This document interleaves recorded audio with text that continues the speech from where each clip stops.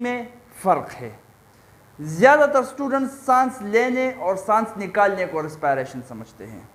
यहाँ पर जो रेस्पिरेटरी सिस्टम भी हम डिस्कस करेंगे वो भी सांस अंदर लेने मतलब इनहेलेशन, सांस को बाहर निकालने मतलब इसके एक्सहेलेशन, उस सिस्टम का जिक्र करेंगे, उसी सिस्टम को डिस्कस करेंगे, लेकिन इसको हम कहते हैं रेस्पिरेटरी सिस्टम है, हालांकि ये है ब्रीदिंग।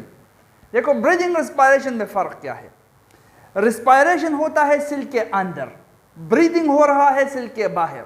ये जो हम इनहेलेशन कर रहे हैं, सांस अंदर ले रहे हैं और फिर उसी सांस को वापस बाहर निकालते हैं, एक्सहेलेशन। इस इनहेलेशन और एक्सहेलेशन को हम कहते हैं ब्रीदिंग। ठीक है, अब जब हम ब्रीदिंग कर लेते हैं तो जो हवा हम अंदर ले जाते हैं अपने लंग्स तक, उसी लंग्स के अंदर एल्वियोलाई से इस हवा से ऑक्सीजन को निकालकर ब्लड में डाला जाता है। तो हवा से ऑक्सीजन ब्लड में शामिल हो जाता है, खून में। अब खून चूंकि सारे वजूद में गर्दिश करता है, तो सारे वजूद में घूम घूम कर ये खून हर एक सेल को ऑक्सीजन देता है, ऑक्सीजन प्रोवाइड करता है। ठीक है, अब ऑक्सीजन सेल के अंदर घुसकर माइटोकॉन्ड्रिया तक पहुंचकर वहां खुराक की ग्लूकोज की ऑक्सीडेटिव मेटाबॉलिज्म करता है, मतलब खुराक का तोड़ फोड़ सेल के अंदर ये ऑक्सीजन कर लेता है। उस खुराक के तोड़ फोड़ से ये ऑक्सीजन एनर्जी निकालता है और इसी प्रोसेस को, खुराक के तोड़ फोड़ को ऑक्सीजन के जरिए और उससे एनर्जी निकालने को हम रेस्पिरेशन कहते हैं। अब देखो, अगर ब्रीदिंग ना होता, सांस हम ना लेते तो ऑक्सीजन अंदर जाता ही नहीं, और जब ऑक्सीजन अंदर गया ही नहीं तो रेस्पिरेशन का तो सवाल ही नहीं उठता, रेस्पिरेशन नहीं हो सकता था। इसका मतलब रेस्पिरेशन के लिए ब्रीदिंग लाजिमी है। ठीक है, ब्रीदिंग हो तो रेस्पिरेशन हो सकता है, ब्रीदिंग नहीं हो तो रेस्पिरेशन नहीं हो सकता है। अगर रेस्पिरेशन ना हो, ब्रीदिंग फिर भी हो सकता है। इसलिए इस सिस्टम को हम कहते हैं रेस्पिरेटरी सिस्टम। रेस्पिरेशन के अंदर रेस्पिरेटरी सिस्टम जो हम पढ़ रहे हैं, तो वो हम ये पढ़ रहे हैं कि जिस सिस्टम के ज़रिए हम इनहेलेशन करते हैं उससे ऑक्सीजन ब्लड में शामिल हो जाता है और कार्बन डाइऑक्साइड वापस लंग्स में और उसको वापस एक्सहेल करते हैं। तो जिस सिस्टम के ज़रिए ये होता है उस सिस्टम को हम रेस्पिरेटरी सिस्टम कहते हैं। और सिस्टम हम जान चुके हैं कि ऑर्गन्स के मजमूए को हम सिस्टम कहते हैं, 9th में पढ़ चुके हैं। Cells combined to form tissue, cell से टिश्यू बनता है, टिश्यू से ऑर्गन बनते हैं, ऑर्गन से सिस्टम बनता है और सिस्टम से ऑर्गेनिज्म बनता है। तो ऑर्गन्स, रेस्पिरेटरी सिस्टम के अंदर मुख्तलिफ ऑर्गन्स हैं, वो मिलकर रेस्पिरेटरी सिस्टम बनाता है। बात समझ में आ रही है? तो जो ऑर्गन्स मिल रहे हैं, रेस्पिरेटरी ऑर्गन्स और रेस्पिरेटरी सिस्टम बना रहा है, उसी सिस्टम को, उसी ऑर्गन्स को हम एक बाय एक पढ़ेंगे। ठीक है, नंबर 1 है नोज, जिसमें होते हैं नोस्ट्रिल्स।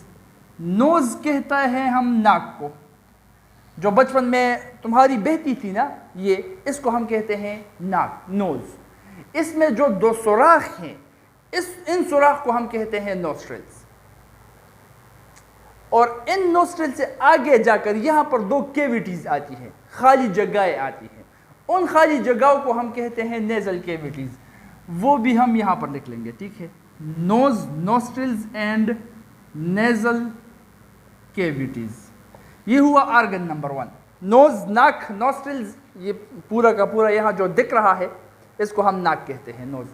2 सुराख, जो 2 सुराख है इसके अंदर, इन 2 सुराख को हम नोस्ट्रिल्स, नथने जिसे कहते हैं, नोस्ट्रिल्स कहते हैं।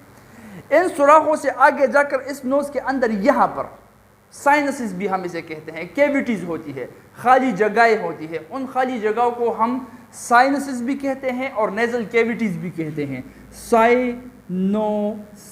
साइनोसिस। ठीक है, नेजल केविटीज भी। अब इस नोस्ट्रिल्स, नोज, नेजल केविटीज के अंदर होते हैं कुछ बाल, हेयर्स। नाक के अंदर बाल दिखते हैं ना, वही बाल होते हैं। इसके साथ साथ इसके अंदर म्यूकल मेम्ब्रेन भी होता है। म्यूकल मेम्ब्रेन वो मेम्ब्रेन जो कि म्यूकस को खारिज करता है।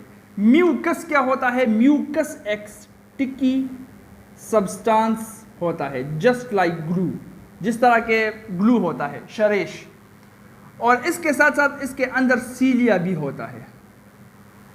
अब देखो ये एक पूरा डिफेंस सिस्टम बन गया है, एक फिल्टर बन गया है। ये क्या कर रहा है, सबसे पहले जो हेयर है, जो बाल है, जो ज़्यादातर लोग उकालते हैं नाक से, जो बाहर निकले हुए हैं बाल, उसको निकालना चाहिए, उसको उकालना चाहिए, ठीक है, क्योंकि अच्छा नहीं दिखता जो नाक से बाहर निकलते हैं। लेकिन बाज़ लोग इसको बिल्कुल साफ़ कर देते हैं, जो इनके नाक है ना, उस नाक को बालों से बिल्कुल साफ़ कर देते हैं। तो ये ठीक नहीं है। क्यों ठीक नहीं है? क्योंकि ये बाल करते क्या है, यहाँ पर ये बाल है क्यों, पहले ये समझना है। तो जो सांस हम लेते हैं, वो सांस जब हम नाक से अंदर लेते हैं, तो ये जो हवा हम बाहर एनवायरनमेंट से ले रहे हैं, तो हुकूमत ने यहाँ पर कोई मशीन नहीं लगाई हुई है जिसके ज़रिए हवा बिल्कुल साफ़ हो जाती है, ताकि आप गुलखान सांस ले रहा है तो इसके लिए ये साफ़ हो जाए।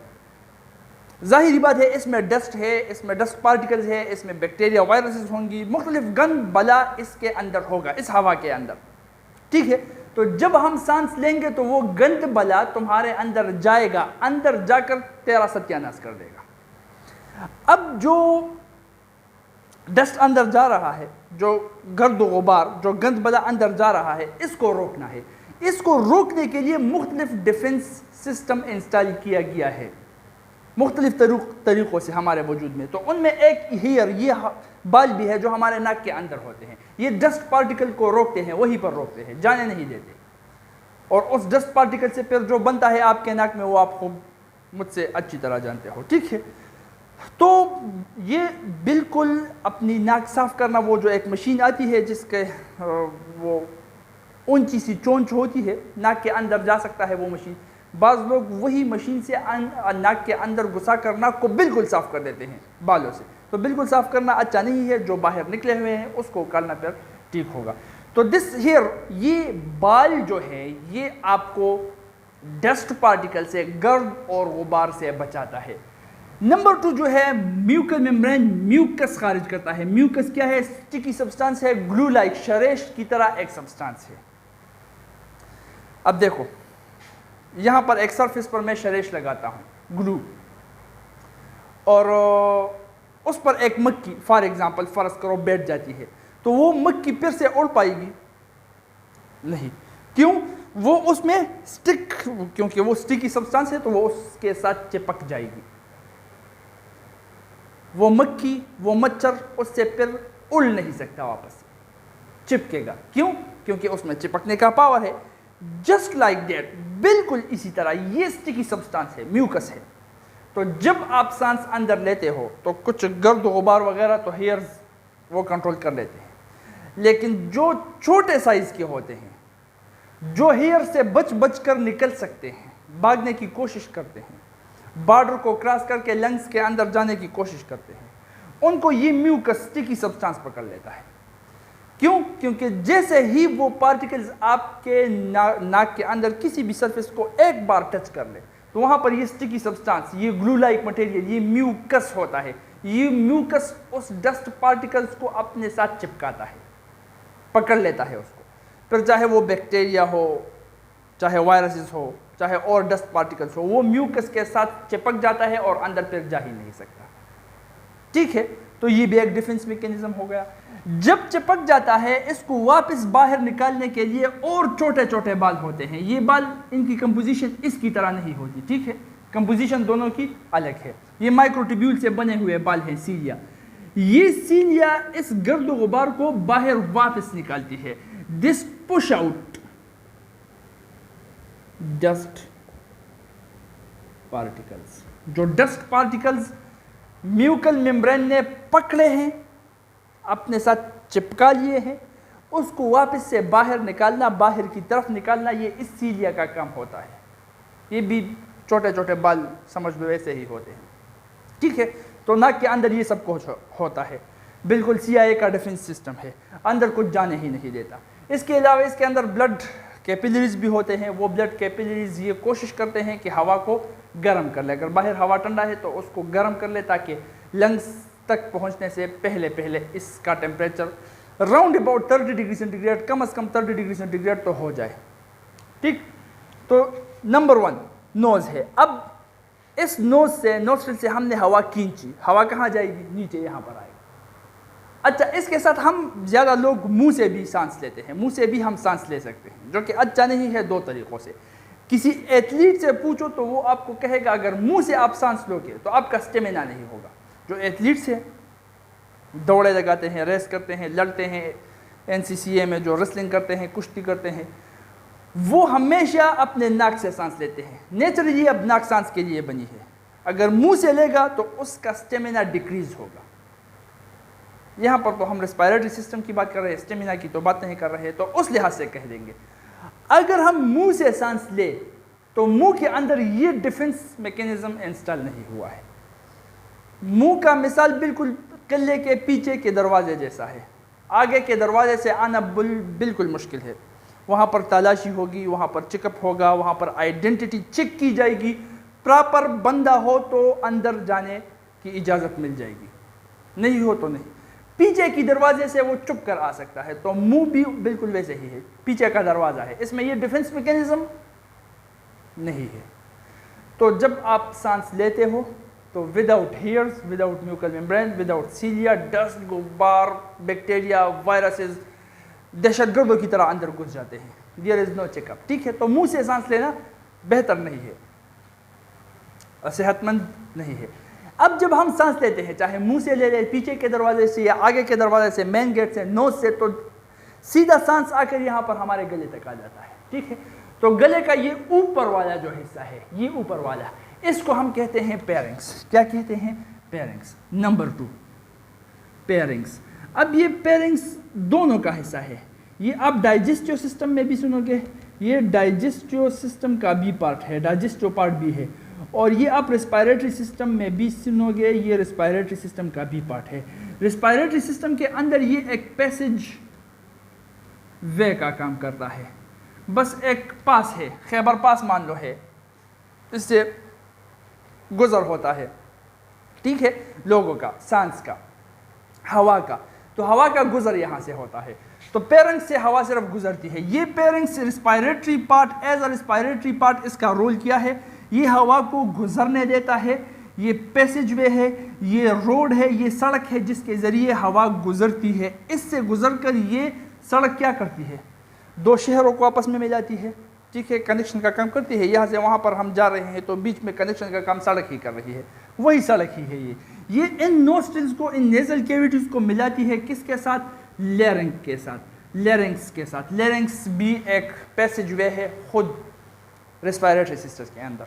तो ये पेरिंग्स एक पैसेज वे है, यहाँ पर मौजूद है। ये लैरिंग्स के साथ जो कि यहाँ पर मौजूद है, उसके साथ नेजल कैविटीज़ और नोस्ट्रिल्स को, नोज को, इसको मिलाने का काम करता है पेरिंग्स। ठीक है, तो नंबर 3, अब यहाँ से भी हवा गुजर गई, यहाँ से हवा गुजर गई तो यहाँ पर आ गई, यहाँ पर आ गई तो यहाँ पर जो लगा हुआ है वो है लैरिंग्स।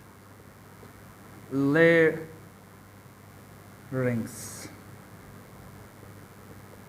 ठीक है, तो देखो ये एक रेस्पिरेटरी ऑर्गन भी है और इसके साथ साथ ये ऑर्गन ऑफ वॉइस भी है। इस वक्त जो अब मेरा आवाज़ आप सुन रहे हो ना, जो लोग हम आवाज़ निकालते हैं, आप भी आवाज़ निकालते हो, जानवर भी आवाज़ निकालता है, जो आवाज़ निकलता है तो ये आवाज़ पैदा होता है लैरिंग्स के अंदर। देखो साउंड किस तरह से पैदा होता है, फिजिक्स में हम पढ़ चुके हैं, ड्यू टू वाइब्रेशन। अगर वाइब्रेशन हो जाए तो साउंड पैदा हो सकता है। साउंड कैसे पैदा होता है?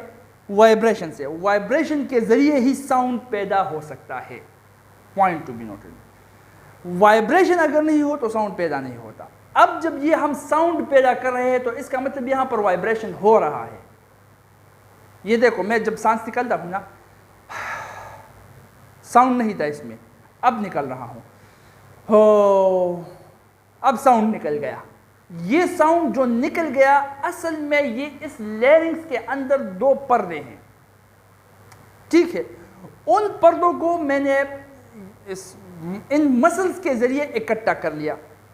तो ये पैसेज वे जो अब था, लैरिंग्स का पैसेज वे जो अब था, इस तरह से मान लो फर्जी स्ट्रक्चर ड्रा कर रहा हूँ, ठीक है।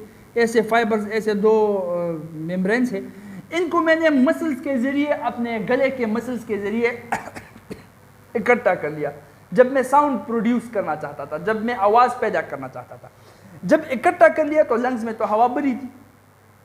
अब देखो, ट्राई कर लो, अगर लंग्स में हवा भरी नहीं हो, बिल्कुल निकली हुई हो, ऐसी हो, तो फिर आप बात नहीं कर सकते, ठीक है। हाँ, बात करने के लिए, ऊंची आवाज़ निकालने के लिए पहले सांस लेनी पड़ती है। इसलिए अब जगले में देखते हो ना, जब जो दो लोग जगलते हैं तो ऊंची ऊंची सांस लेते बातें करते हैं, ठीक है। तो बातें करने के लिए सांस लेना पड़ता है। वही हवा जब हम निकालते हैं तो यहाँ से जो हवा निकलती है, यहाँ से जब गले के मसल्स के ज़रिए हम इन फाइबर्स, इन मेम्ब्रेन्स को जो यहाँ पर है, इनको इकट्ठा करते हैं, तो यहाँ से जब ज़ोर से हवा निकलती है तो ये मेम्ब्रेन्स वाइब्रेशन करने लगते हैं। जब ये वाइब्रेशन करने लगते हैं तो उससे पैदा हो जाता है वॉइस, साउंड, आवाज़, ठीक है। तो इसी तरह से ये जो ऑर्गन है, ये लैरिंक्स है और ये आवाज़ पैदा करता है। और इसके ज़रिए और इसके साथ साथ ये एक रिस्पायरेटरी ऑर्गन भी है, एक पैसेज वे है, यहाँ से भी हवा पास हो जाती है अगले ऑर्गन की तरफ, जिसको हम ट्रेकिया कहते हैं। तो इसका मेन वर्क आवाज़ का पैदा करना है। इसके साथ साथ एक कंट्रोलर भी है, हवा को एक्सेस दे रहा है, हवा को राह दे रहा है ताकि वो आ जाए, साउंड भी पैदा हो जाएगा और हवा भी अंदर और बाहर जा सकती है यहाँ से। ये भी एक कंट्रोल गेटवे है, ठीक है, जहाँ से हवा पास होती है। अच्छा, सांस हमने ले लिया, नोज से पास होकर पेरेंट्स तक आ गई हवा, उसके बाद लैरिंक्स तक आ गई, और लैरिंक्स से अब जो जाएगी यहाँ पर एक ट्यूब होगा, एक पाइप होगा। उस पाइप को हम कहते हैं, शाबाश, ट्रेकिया। ये तकरीबन होता है, मान लो 15 से 20 सेंटीमीटर तक लंबा पाइप होता है। यहाँ पर बात समझ में आ रही है ना? ट्रेकिया, हाँ, 15 से 20 नहीं है, 10 से 12 सेंटीमीटर है। 15 से 20 तो कुछ ज़्यादा ही हो गया, पैर तक पहुंचा दिया हमने, नीचे वाले एब्स तक पहुंचा दिया। 10 से 12 सेंटीमीटर तक लंबा होता है, यहाँ 10 से 12 सेंटीमीटर तक लंबा, और ये इसकी लेंथ है, ठीक है, लेंथ। और इसकी विड्थ तकरीबन 2 सेंटीमीटर होती है। 2 सेंटीमीटर ये चौड़ा होता है, चौड़ा 2 सेंटीमीटर, ठीक है। और इसके साथ साथ इसमें तकरीबन 16 सी शेप्ड कार्टिलेजिनियस रिंग्स होते हैं। आपने देखा होगा, देखो यहाँ पर बना रहे हैं, ये ट्रेकिया हो गया, कुछ इस तरह से होता है। और इसके ऊपर एक थिन लेयर ऑफ फैट, चर्बी का एक नरम, एक पतला सा लेयर होता है। कुर्बानी करते समय आपने जानवर के अंदर देखा होगा, पश्तो में है, इसको हम तुरतुड़ू कहते हैं, ठीक है, तुरतुड़ी दे नदा तुरतुड़ू चिकम दे तमुंगा ट्रेकिया वाली, ये ट्रेकिया है। सी शेप्ड रिंग पूरे नहीं होते, यहाँ पर कुछ जगह खाली होता है। ये इलास्टिसिटी के पर्पस के लिए ऐसा बना हुआ होता है। एक नंबर 1 कार्टिलेज से बना होता है। कार्टिलेज मतलब कुरकुरी हड्डी, जिसको हम कहते हैं क्रच है। और दूसरा, इन रिंग्स का शेप भी सी होता है। इस सी की वजह से और कार्टिलेजिनियस स्ट्रक्चर की वजह से इसमें अच्छी खासी फ्लेक्सिबिलिटी होती है। इसको हम प्रेस भी कर सकते हैं, ये वापस से एक्सपेंड भी हो सकता है, टूटता आसानी से नहीं है, ठीक है। तो इस तरह से ट्रेकिया बना हुआ होता है। इस ट्रेकिया के अंदर भी सीलिया होता है, इसके अंदर भी म्यूकल मेम्ब्रेन होता है। म्यूकल मेम्ब्रेन क्या काम करता है वो आप वहाँ पर जान चुके हो। म्यूकस खारिज करता है, म्यूकस क्या है वो भी जान चुके हो।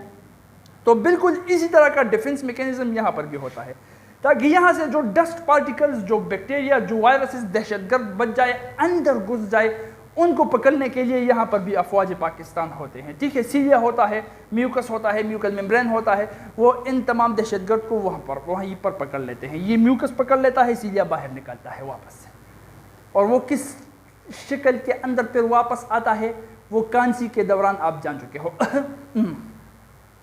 जो पहनते हो ना, अच्छा शाबाश, ये ट्रिकिया हो गया। ठीक है, अब ट्रिकिया के बाद यहाँ से भी जब हवा पास हो जाए तो यहाँ पर ये ट्रिकिया दो हिस्सों में डिवाइड हो जाता है, एक यहाँ पर चला जाता है, एक यहाँ पर चला जाता है, क्योंकि लंग्स दो है, दोनों लंग्स को हवा की सप्लाई करनी है। ठीक है, तो इस फोर्थ के बाद यहाँ पर 5 में लिख लूँगा, जो दो ब्रांचेस बन रही है उसको हम कहते हैं ब्रोंकाई। यहाँ पर ऐसे बनते हैं, ऐसे ब्रोंकाई। ठीक है, अब इस ब्रोंकाई का साइज ट्रिकिया से छोटा होता है, इसका साइज ट्रिकिया से छोटा होता है। बाकी इसके अंदर भी सीलिया, इसके अंदर भी म्यूकल मेम्ब्रेन, और ये भी कार्टिलेज से बना हुआ होता है। ठीक है, अब जब ये दो के बाद डिवाइड हो जाए तो ये ब्रोंकाई वो जगह है जहां पर ये लंग्स के अंदर घुस जाते हैं, फेफड़ों के अंदर घुस जाते हैं। लंग्स मतलब फेफड़े, फेफड़े हम कहते हैं लंग्स को, पुश्तों में हम इसको पड़पूस्वर तवायु को पकड़ो की, सही शुला। उस ब्रोंकाई ननवता लंग्स था, और लंग्स के बजाय उसने और डिवाइड की, और डिवाइड होगा लंग्स के अंदर। लंग्स के अंदर ब्रोंकाई और शाखों में डिवाइड हो जाता है इस तरह से। ये जो डिवाइड हो रहा है इसको हम कहते हैं ब्रोंकियोल्स। अब ब्रोंकियोल्स के अंदर देयर इज नो कार्टिलेज, इसमें अब कार्टिलेज नहीं होता। ठीक है, तो इसकी इलास्टिसिटी और भी ज्यादा हो जाती है। ब्रोंकियोल्स का साइज तकरीबन वो हो जाता है 1 मिलीमीटर। तो इसके अंदर कार्टिलेज नहीं होता, कार्टिलेज नहीं हुआ तो इसकी फ्लेक्सिबिलिटी, इलास्टिसिटी और भी बढ़ जाएगी। ब्रोंकियोल्स के हर एक ब्रोंकियोल के एंड पर कुछ ऐसा गुच्छा सा होता है, उस गुच्छे को अगर माइक्रोस्कोप के जरिए हम देखें तो वो बिल्कुल ऐसे दिखाई देगा जिस तरह के अंगूर का गुच्छा होता है, इस तरह से। अंगूर कैसे होते हैं देखे हैं ना, अंगूर का गुच्छा देखा है, उस तरह से ये मैंने बना लिया। जिस तरह अंगूर का गुच्छा होता है वो खुद कंसिडर कर लेना, उसी तरह से डायग्राम भी किताब के अंदर दिया गया है। तो ये जो होते हैं ये छोटे छोटे से गुब्बारे, इस गुब्बारों को हम एयर सैक आम जुबान में कहते हैं। इसका टर्म, बायोलॉजिकल टर्म जो है वो है एल्व्यूलाई, हवा के तेले हैं ये। तो ब्रोंकियोल के बाद आ जाता है एल्व्यूलाई, एल्व्यूलाई आ जाता है, ये हवा के तेले हैं। तो जब हम सांस लेते हैं, ये एंड पर जो सांस जा रहा है लंग्स के अंदर, जहां पर हम रुक जाते हैं, ये एल्व्यूलाई तक पहुंच गया है। एल्व्यूलाई हवा के तेले होते हैं, छोटे छोटे होते हैं। वो एल्व्यूलाई तकरीबन उसकी साइज जो है, उसके मेम्ब्रेन का साइज जो है वो 0.2 माइक्रोमीटर है, राउंड अबाउट। बहुत ही तीन छोटे से हवा के तेले होते हैं। जब हवा हम अंदर ले जाते हैं, इनहेलेशन कर लेते हैं, तो वो फूल जाते हैं, स्वेल अप कर लेते हैं। तो इस एल्व्यूलाई के अंदर यहां पर मैं लिख लूंगा एल्व्यूलाई, ये वो प्लेस है जहां पर एक्सचेंज ऑफ गैसेस होता है। गैसेस एक्सचेंज हो जाते हैं। किस तरह से एक्सचेंज होता है? एल्व्यूलाई के इर्द गिर्द जो ब्लड घूम रहा है, तो ब्लड से कार्बन डाइऑक्साइड एल्व्यूलाई में घुस जाते हैं, और एल्व्यूलाई से ऑक्सीजन जो होता है वो ब्लड में घुस जाता है। तो ब्लड एल्व्यूलाई को कार्बन डाइऑक्साइड देता है, और बदले में एल्व्यूलाई कहता है कि चलो कार्बन डाइऑक्साइड तुमने मुझे दे दिया, मैं तेरे हवाले ऑक्सीजन कर दूंगा। तो ब्लड ऑक्सीजन को लेकर भाग जाता है। एल्व्यूलाई उसी कार्बन डाइऑक्साइड को देखता है और कहता है कि तुम्हारा तो पीएच लो है, तुम तो मेरे वजूद को गर्क और तबाह कर सकते हो, इसलिए मैं तुमको यहाँ से लात निकाल कर बाहर निकालूंगा। तो वो इसी रिस्पायरेटरी सिस्टम को फिर से ऑर्डर देता है कि once again in a reverse order, जिस रास्ते से हवा अंदर गई थी उसी रास्ते से वापस निकलेगी कार्बन डाइऑक्साइड को लेकर। तो इसी एल्व्यूलाई से कार्बन डाइऑक्साइड को लेकर ब्रोंकियोल्स तक हवा आ जाती है, फिर ब्रोंकाई तक आ जाती है, फिर ट्रिकिया, फिर लैरिंक्स, फिर पेरिंक्स, फिर नोज, और बाहर निकल जाती है वापस से in a reverse way carbon dioxide को लेकर। और ऑक्सीजन जो हम अंदर ले चुके थे, तो सारा का सारा तो नहीं, लेकिन ज़्यादातर ऑक्सीजन वो एल्व्यूलाई से ब्लड में दाखिल हो चुका था। अब ब्लड इसी ऑक्सीजन को हर सेल तक ले जाएगी, और हर सेल के अंदर ये खुराक का ऑक्सीडेटिव मेटाबॉलिज्म करके उससे एनर्जी निकालेगा। और ये वो प्रोसेस है जो हर वक्त, हर लम्हे हमारे वजूद में हो रहा है, अब भी हो रहा है, लेकिन इस डिज़ाइन के ऊपर हम सोच नहीं रहे। और यही वो डिज़ाइंस है, ये सारे वो डिज़ाइंस हैं जिन डिज़ाइंस को देखकर हम ये कह सकते हैं कि कोई तो है जो निज़ामी हस्ती चला रहा है, कोई तो इसका बनाने वाला है। इसी के बारे में अल्लाह ताला ने कुरान में कहा है कि सनूरीहिम आयातिना फिल आफाक़ व फ़ी अनफुसिहिम, तेरे अंदर मैं तुझे ऐसी निशानियाँ दिखाऊंगा कि तू खुद बोल पड़ेगा कि मेरे बनाने वाला कोई तो है, और फिर ढूंढोगे, इसी निशानियों के ज़रिए उसको ढूंढोगे। तो ये एक इंटेलिजेंट डिज़ाइन है, यही बता रहा था, ठीक है, अच्छा सा डिज़ाइन है, साफ दिखा रहा है कि इसका बनाने वाला कोई है। ये मैं उनके लिए कह रहा हूँ जो खुदा से मतलब एथियस्ट जो आजकल बन रहे हैं, सो कॉल्ड खुद को साइंसदान समझकर एथियस्ट बन रहे हैं, उनके लिए है ये एक पैगाम, समझ लो, ठीक। अच्छा।